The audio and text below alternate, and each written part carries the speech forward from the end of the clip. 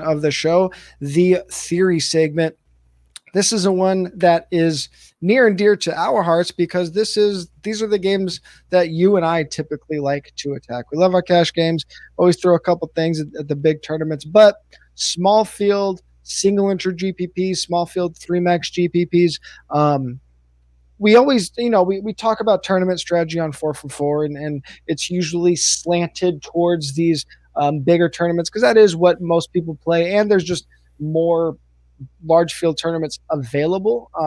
If we're talking about something like the Millie or the Sunday Million and talking about those concepts, everyone's not max entering those contests. But if you're playing any type of $1 to $5 game, like the size of the field can often, it's in the tens of thousands. So those concepts are very valuable. But I do think if you're going to venture into some of this higher stake stuff, some of this single entry or smaller field stuff, you really need to have a shift in perspective. And I think it's especially important when the field shrinks. So let's just talk about some of your core concepts when you're thinking about shifting your mindset, Matt, from like these larger field tournaments or the data that's just like widely available to these smaller field single entry tournaments where you only have one bullet or only have 3 bullets and you have to really like narrow your thinking. Yeah, first of all, I find these to be some of the most fun strategy situations that I think through in the week. That's why I love these small field, single entry, 3-entry tournaments. Also, it means that we can sometimes move up in bankroll because we're just firing 1 to 3 lineups in and we don't have to worry about other people max entering against us. So I actually think I brought up this exact concept on the very first DFS MVP podcast I was on, coincidentally, and I called it the chunk of chalk, a chunk of chalk concept. Because in single entry and 3-entry, we're really just in small field tournaments in general, we're allowed to have a large part of our lineup be essentially what the field has told us, what the good plays are. And so part of the game becomes determining what we call good chalk versus bad chalk. But what you see is the people coalesce around what is believed to be the good chalk. So when you look at our ownership projections, they're usually slanted towards all tournaments, which include the large fields. So we're not going to have the ownership projections exactly correct for small fields where the top plays can sometimes creep up to 60, 70. And if it's really, really, really obvious smash spot, 80% own. The way I think about this chunk of chalk concept is we just need to gain, and I say in quotes here, enough leverage on the field. It's usually 1 to 4 plays that go against the grain of the obvious thought of the week. We talked about some of the obvious values already in the first segment of this podcast. The rest of your lineup, I say here sort of cheekily, play whoever you want. Let ownership and projections guide you to the best plays outside of your leverage spots because you already did it. That's enough. You're still utilizing positive correlations, but that is truly enough with this game. Yep. One of the first things you said about playing single entry or 3-max tournaments, I think is really important, especially for new people or players that are on a limited bankroll. It's already hard enough to play DFS at all. Like most people that are player, I don't know if it's most, but most people like in our circle that are semi-serious have some kind of subscription, multiple subscription. Anybody that's on Twitter, that's a follower of us, probably has some kind of DFS subscription. A huge percentage of the field is somewhat sharp. So we already have an uphill battle for starting out at DFS. What's the point of, if you have $20 to play, what's the point of playing something where if you can only enter 2 or 3 times, why play against somebody that can enter 150 times? Not to say you can't win with 1 or 2 bullets, but why not just even the playing field as much as possible? So I do think that is super important. That just like, why give them more bullets than you have? That if you can't afford it, don't do it. And then something we'll definitely talk about a little bit more as we go on here, but you talked about the best plays in small fields can often creep up to 60, 70, 80% own. It's also one reason why, We could do like specific ownership projections for each type of tournament, but the problem with that is if you do ownership projections for a small field, say for like a 200 field tournament, the variance in the ownership between the contest can be so high. If you only have 100 to 200 players in a tournament, the same player in one tournament could be 40% on one tournament and 70% in the other. All it takes is a few players in the game to be really in on that player or out on that player, or maybe maybe some a couple of players, if it's a 3 max tournament, maybe two of the entries decided to use all of their stacks on a team, and it's going to drive up the ownership of just one of those players in the stack. So the variance is so high that like a median ownership projection isn't really going to tell you much, especially like on a chalky-ish guy. Whereas in the millionaire, in a Sunday million, like someone that is, if they're projected for 15 to 20%, they're going to fall between like 13 and 18%, a crazy high percentage of the time. And they're almost never going to get up to like 23 or 24%. They're just too much wisdom of the crowd, too many people going towards the same thing for that to happen. So the variance in the ownership is just so high because the field's smaller, right? If you look at it on the most extreme level, if you're playing against one person, you don't know what they're playing, the ownership on that player is either going to be 100% or 0%, right? So if as the field gets smaller, the variance on the ownership just gets that much bigger. There is no law of small numbers. There is only a law of large numbers. Right, We right. get much better as more players enter contests. We can get better at projecting what they're going Yeah. to do collectively. Yeah, I do think there is still there's still some um we can kind of get a read on the field as you start to play more of these contests. You start to see some of their players. You should be, if you're playing against people that are content creators, it's probably dumb not to be trying to figure out what they're going to be doing.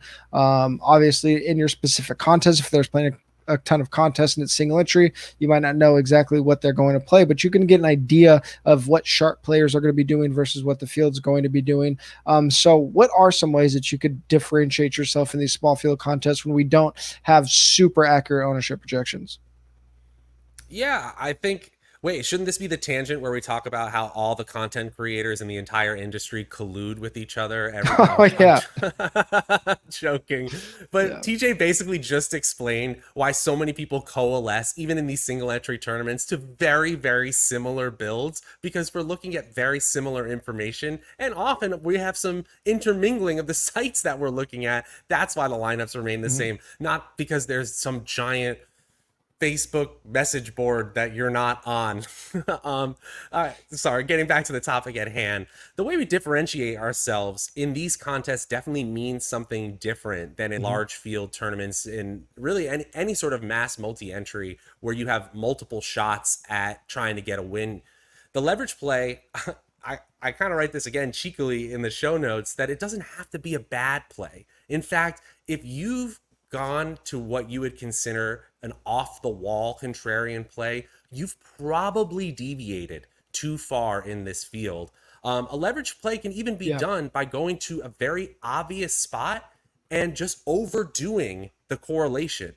Because in single entry and small field tournaments, you can overstack the best stack, get the players not exactly right. Maybe get the highest score and the third highest score, but miss out on the second highest score and actually get a dud. And you could still get to the top if the chalk that you chose was the chalk that you needed to get to the top of lineups. So you'll actually see players overstacking, having larger stacks in these kinds of tournaments than you Yeah. would in, say, like a millionaire maker. Yep. So, I mean, I took one tournament from DraftKings and looked at all of the top five lineups for this season. So, over 9 weeks, we got a sample of 45 teams. So, it's not a huge sample, but I do think it is a pretty good indication of how people are building lineups and building successful lineups in small field single entry type tournaments. Again, this is for the $300 single entry on DraftKings. I think it's called the Spin Move, one of my favorite contests, and just looked at how they constructed their teams. Again, the top five lineups each week. the average cumulative ownership for top five lineups this year, 162%. So an average ownership, what's that of about 17 or 18%, I think, a little bit Do you know higher. off the top But of the head? Sorry. Do you know sorry. off the top of your head the average ownership of the Millionaire Maker? It's usually around like 120 something, right? Yeah, 130. over the last couple of years, the average ownership of the Millionaire Winner has been around like 115 to 125. This year, the average ownership of the winner has only been 94%. And yeah, so it's really low this year. And I think, but again, we haven't had a lot of like these Dearness Jobson type plays like we do this week. Ownership's been super flat. Like there aren't a lot of guys that have been around 30% to drive it up. So that kind of makes sense. But the point is, and again, we're just looking at like milli winners versus top five in this one contest. The point is, your average ownership in these contests is going to be way higher than something that you're building. So if you, even if you are like, I don't think we talk a lot about like hand building versus using a lineup generator. I do think you think, I'm playing a single entry contest. Why would I use a lineup generator? I do think it is smart to just to kind of like get an idea of how things fit together. If you have a super small player pool, like how do these players fit together at a glance? I can get a look at 100 lineups of players in my player pool at a quick glance, right? I think the implication here is, and maybe if you're playing three max and playing 10 different three max games, you might still be playing a bunch of different lineups.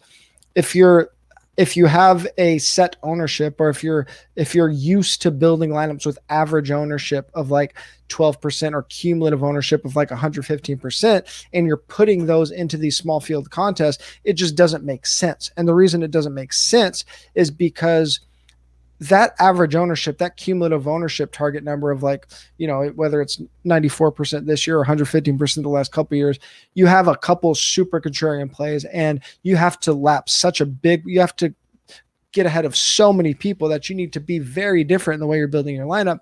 You still have to be different in these smaller contests, but if if a millionaire takes 250 points to win, you might still be taking down one of these 200 person contests with 200 points, sometimes even less. So you don't need a 99.9th percentile score. You might need a 90th percentile score. And you do that by, all these sharp players have figured out what a lot of these good plays are. And it's really hard to be perfect. And the also, you're not getting the return on when you are that perfect, right? When you're playing in the millionaire, when you're getting the 99.9th percentile score, you want a 99.9 percentile payout. You don't want to turn your $300 into $7,000. You want to turn your $20 into $1 million when you get that score. So why put, if it does hit, you're gonna be like, oh, I got the best score possible. That's cool. You turn $300 into $7,000. Like that's still good. That's a great day. But that's not what you're trying to do with those type of lineups. Yeah, and that's why people call these types of tournaments, they call them bankroll building Mm-hmm. tournaments. Not because they're necessarily they're not suddenly cash games, but it doesn't require us to again play bad plays. It doesn't require us to go so far away from what we know on paper are the best options, and it's just about differentiating yourselves in certain ways. And one thing I will say is I actually think the hardest part of this game becomes determining the best of the popular options Mm-hmm. and sifting out the Yes. worst Yeah. of the popular options. And truly, I think this is my big struggle in this format is it's hard to not have FOMO. And, uh, Yeah. and avoiding FOMO plays with just one lineup or three lineups is really actually difficult to do because you start building these player blocks, you know why you're building them. You start to build the lineup and you go, but wait, I don't have any of this person, or I don't have Mm-hmm. any of this team, or I have 100% of this player and I don't even care that much about them.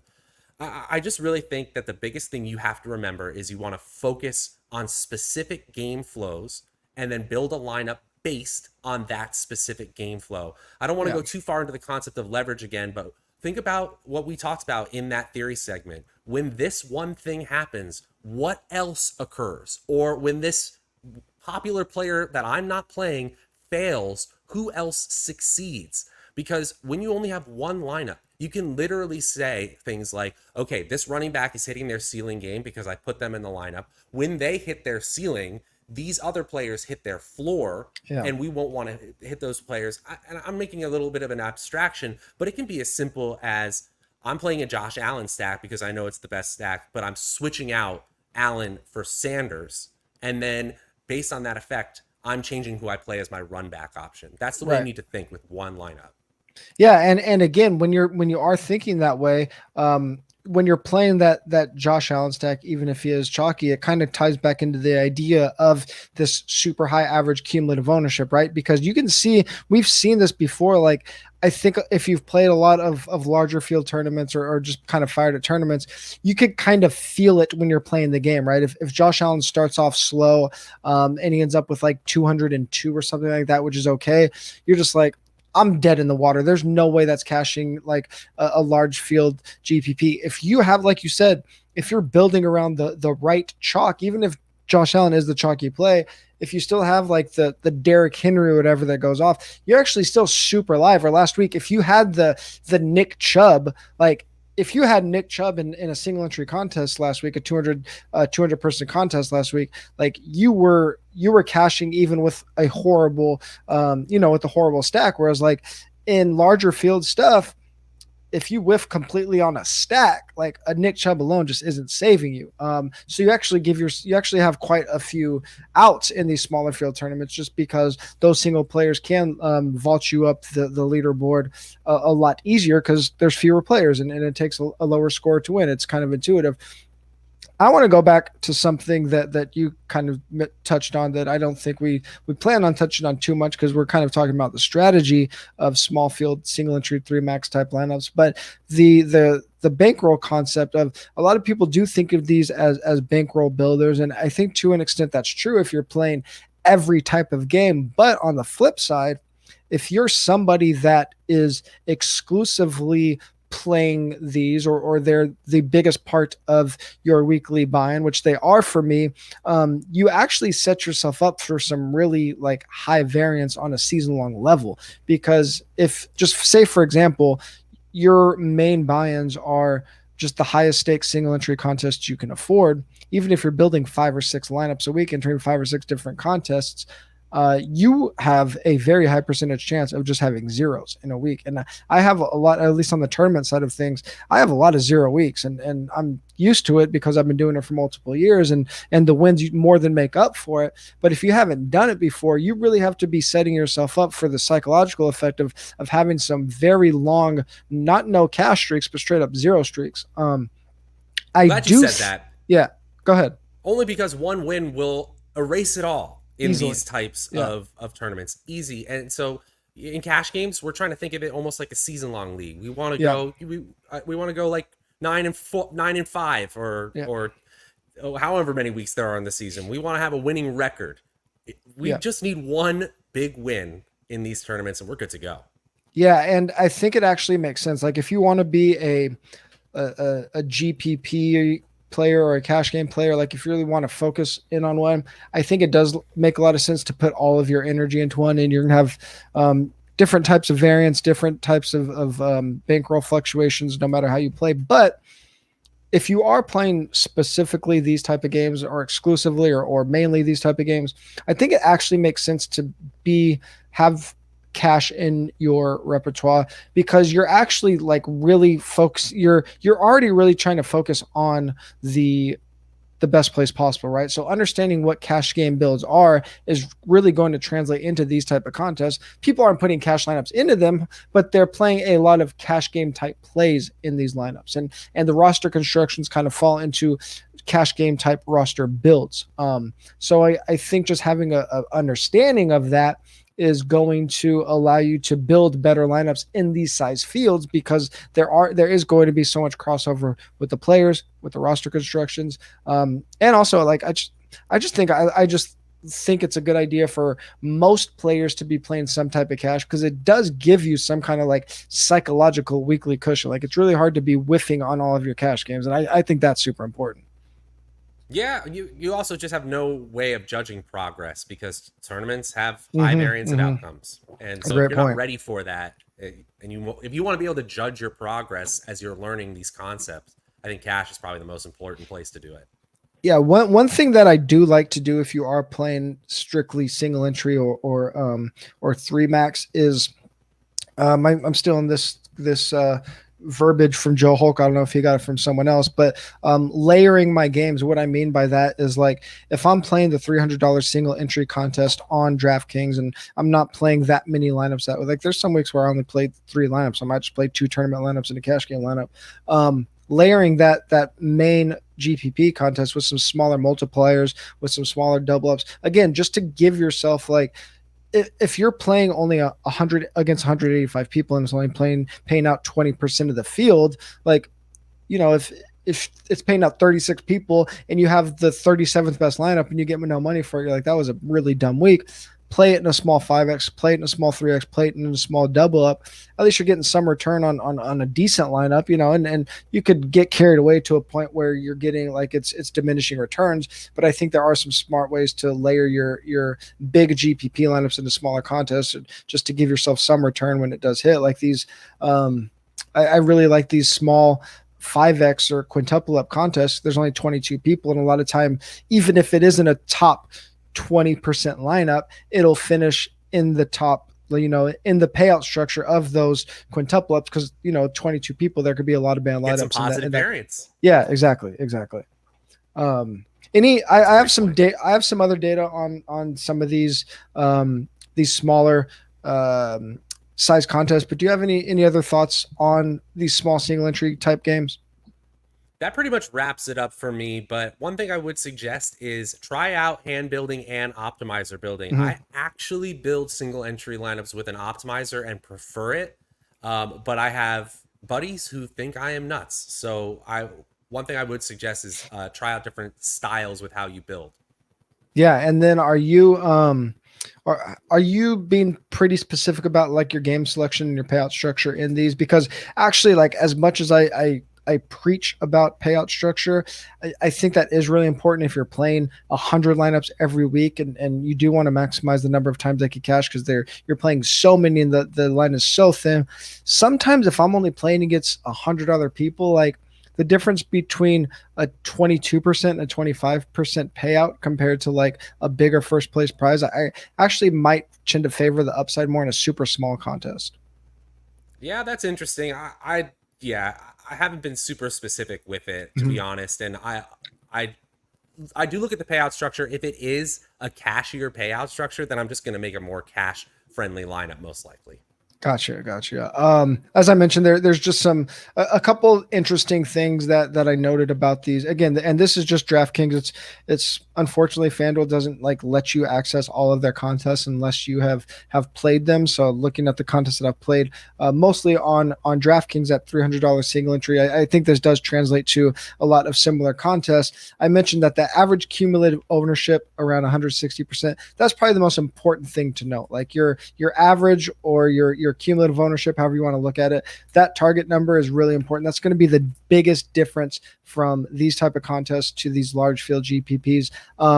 But stacking, I think stacking is actually surprisingly similar to what we see on both FanDuel and DraftKings. Of the top 5 lineups, we've seen like 90% of them have a quarterback stack. On average, 3 players in their quarterback stack. On DraftKings, 71% of these lineups have used a bring back with their quarterback stack, which is probably a little bit more than what we've seen in large field tournaments, which again, like you said, you can over correlate in these smaller fields, but I think if you are doing it like to an extent, it probably makes sense just to try to get less things right. The thing that's really surprising, and usually this has been more on FanDuel in large field tournaments than it has been on DraftKings, but I think it has more to do with the size of the field. 74% of lineups have used a secondary stack or a mini correlation, at least one of them. And of those secondary stacks, 76% have been a running back with another player in their game. That happens a ton on FanDuel. That's very prominent on FanDuel, not as much on DraftKings, but in these smaller fields, we see it. And again, it makes more sense. Figure out these situations that we want to target, try to get them right. We don't need a 99th percentile score. We don't need to get every other player right. Let's get a couple games right. It's going to be easier to get a 90th percentile score. Any last thoughts before we get out of here? Yeah, you with one lineup, I think you just said it there, but just ignore a lot of the games. You can really focus on Yeah, one, yep, two, maybe exactly. three games and build lineups based on those being the smash spots. Ignore the rest of the slate. Yeah, I think that's actually probably the best note to think about. Find two or three games that you really like, maybe one or two value plays that might not be in those games, and it's really going to keep you from like pulling your hair out and right and trying to cover all your bases, right? Right. Trying to avoid those FOMO plays. Yeah.